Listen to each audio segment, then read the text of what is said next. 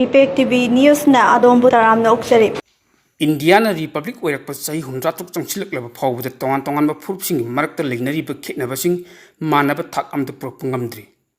Indiana ningkhatamba phanglaba matungda masagi lengaklon masana semjaduna lengaklon asigi makhada kangnupki leining laison kuchugi khetnaba leihandana thong manana chakhotminaba ngamnaba pantam thamduna haukibu chahi humdra tuk asida hotnarkibani. Adubu India ki lengaklon makhada chatnariba chatna patapsing ni yauribasing mapung oina mapal thongi minyangda phajana urabasu awat apadi masing khangdana lei haibasi ikaw thotnabum tawi adumapu lenga patapki singkak sing semdok tabi yadabadagi haukibu sei humdra tuk asigi manungda chamaga supna mapalak semdokraban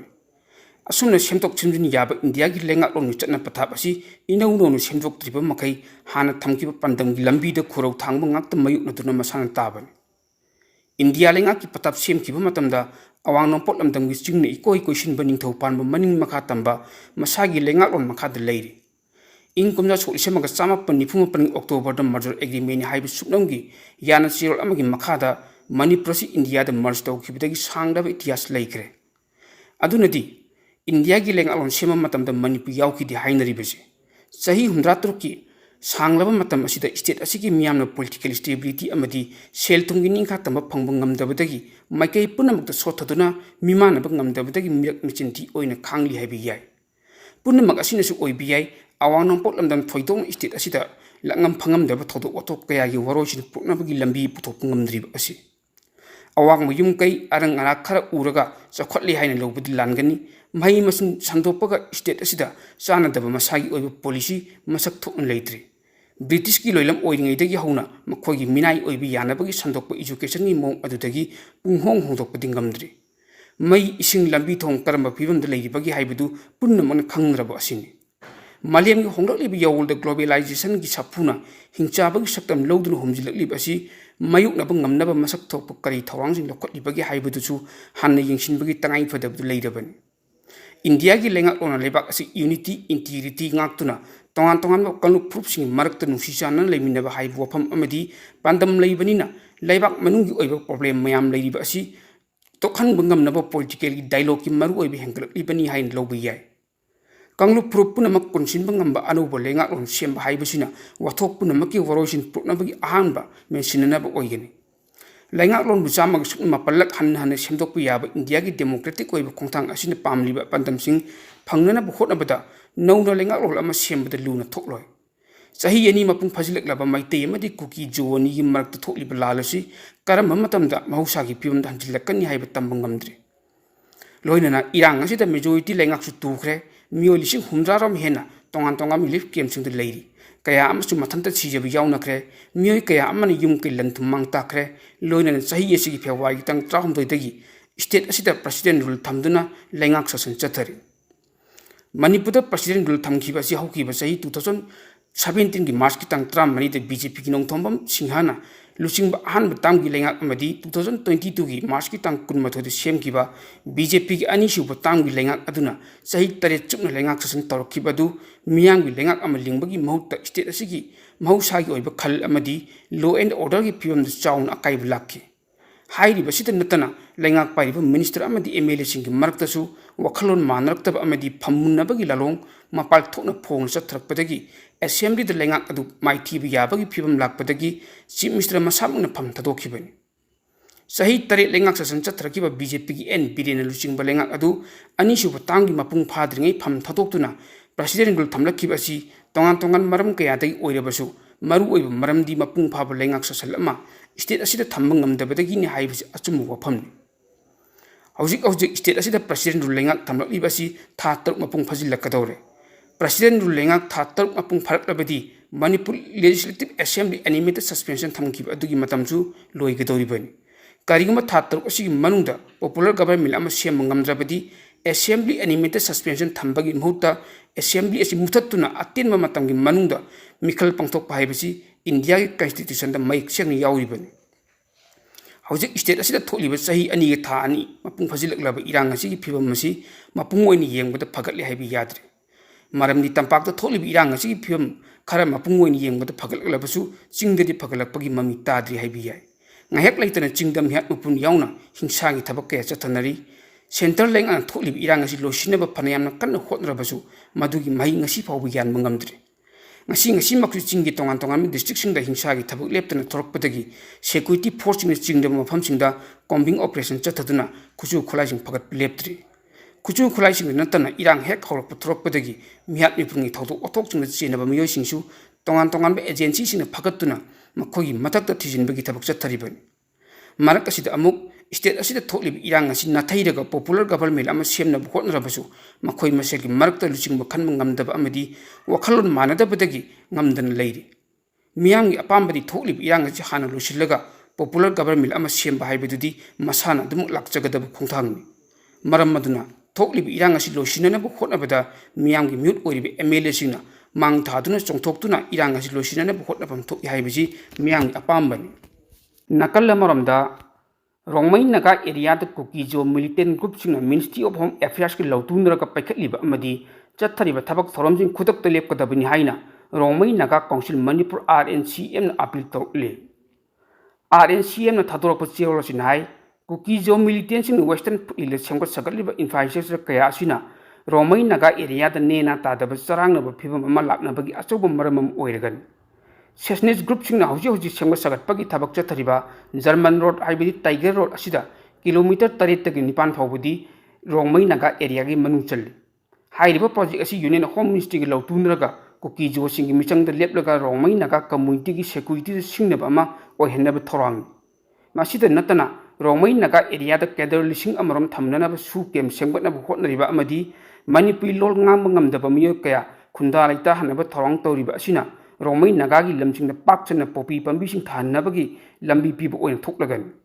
masida natana Rongmai Naga area bo lanpham am oina onthoklaktuna misi mina kaya am thoklabadi masigi tekchak union home ministry ne pugodaban cherola sin hai Rongmai Naga gi frontier organization am oiriba Rongmai Naga council gi maikai dagi Rongmai Naga area da Kukijo militant sing na paikhatliba thabak khudimak Khudakta Lepkadabani pausing asi sarwam oina mampalam gi pau khora update tawjage Sahi ani phajilak laba Gaza gi landa Israel gi lanmina hatkiba Palestine gi masing asi puna lising yang khai tarik ka chamri trani pan chukre loina na lana sida aso apan nangkiba mi gi masing na puna lak amaga lising kontratruk chani gi humphuma toiram hen gri haina report amana hairi tangkak kaya thonang Gaza gi lan loisina na hotna dun lakhrabasu ngasi phau bang Gaza gi lan loisin mangamdan lakhiban adubu maleng lepak kaya dagi leppalaitana akan ba pressure pilakpadagi lan loisinabagi matangda Israel gi prime minister Benjamin Netanyahu America ki President Donald Trump ka wari sananaba Washington tamna chatkiba leikraban nakalam romda Israel ki official sing amadi Hamas ki luchingba sing Qatar ceasefire ki matangda wari sanakiba mai pakpangam khidri haina phungdokle adubu America ki President Donald Trump na chaigola sigi manungda Gaza da ceasefire chatnarakpi yana leiri haina lauthorakre karigumba lebak ani ki marakta ceasefire chatnarakbadi hauji Hamas ki makhutta phatuna leiba Israel masa kunnipan thadorakpada yana lei loina report amagi matung inadi Hamas na phaduna leiba Israel masa kunnipan adugi manungda sukna gi tara khakta hingli haina phungdorakle ceasefire chatnabagi wari sanring marak asida Israel gi lanmin Gaza da landabadi sulep leptri haukiba pung kun marigi manungda Israel gi lanmi sin Gaza da air strike chathaduna miyoi kunthani palom sikri haina report asne makhatari atopa pawamana Israel ki military ni Yemen ki huidilal hobasina khudum chanma hitang phamsing amadi facility sing da target tawduna masing yamlaba air strike sing chathakre madugi pokhum oina huidina Israel da target tawduna masing yamlaba missile kaya kapsinduna akan mongda laman khumkre hai nomaijing nimitare chid laboren firal thekpa jahaz amadi attack tawbada mai chaki amadi cruising jahaz adu thadokpa taki gigni mapu oiba bang carrier magic sea da tawkiba attack adu khudakki oina huidi sing da chingnaki loina na jahaz atuda nongmai macha amasung haibadi rocket hanba grenade sing kapsinduna bom yawa train sing adu hi sing adu gi manakta thojinki lalhauba sing gi median na attack adu gi matang da report tawki adubu attack adu karamba group na chathabano haibadu claim tawkide makhoin attack ama tawki haiba asingma khangna bu hotna bada pung natraka numit kaya ni changba yai haina pawgi source sini makhatar nakalla maromda Iran Hamas Hezbollah hauki ba sahi kaya gi mamang di lan chona dun lakhiba Israel ngasi su lan tawbagi apin banaidri Israel na sathaliba thong asida penadraba Hezbollah gi chip 9 Qasimna kaidonung da Israel da surrender tawroi hain aki balaitna phongdokre panba yabadi Israel amadi Hezbollah ani gi marakta akanba mawda lan soknamkiba adu ceasefire chatnaduna tha kharadi lepnakibani adubu nahunana Israel amadi Hezbollah ani gi marakta attack chathaba hongnarakibani thawongsing asidagi Hezbollah gi chip 9 Kasimna Israel da surrender tawroi lan soknakigani haina akib leitan lothorakibani nakalam romda akanba mawda nong churakpadagi Texas ta khanghaudan ising jaw thorakpada miyoi chama hena sikhre laikhidrabasing manungda nupi masa kuntal yauri youth summer camp amada saruk yadun leiba nupi masa sing adu Ichao na maram oiraga laikhidabani Texas ki Governor Greg Abbott na Ichao na awab nangla mafamsingda helicopter hi amadi rescue person lising amaga satra yankairam thajinduna mi kanba amadi mateng pangmagi thabuk lokatli hauji phawbagi oina asi baksang chama hena phangba ngamle White House tagi thadorokpa report amagi matung ina athuba matamda America ki President Donald Trump na thodok thofam mafamna chatuna Ichao na awaba nanglaba miyamgi phibam yangsilagani National Weather Service ki matung inadi lakadoriba numitching asida makhatana nongkan surakpa yai hairi sahi chamagi manungda Texas ta atinba matangi manungda ka hena kanba mongda nong churaktuna mafam kayada ising Ichao thumjinbagi thodok asi handakki asin ahanbani hauji phawbagi oinadi mafam maduda rescue operation kana chathari haina paugu source asini makhatari America ki President Donald Trump na billionaire Elon Musk America da mikhal thengnabu yaroi maramdi mahak Africa de horkhiba mi amani haina phongdokre Elon Musk ki mayokta Donald Trump na phongdokli wafam asi handakta Elon Musk na America party haina khangnaba political party am semgatlubadagi phongdorakhibani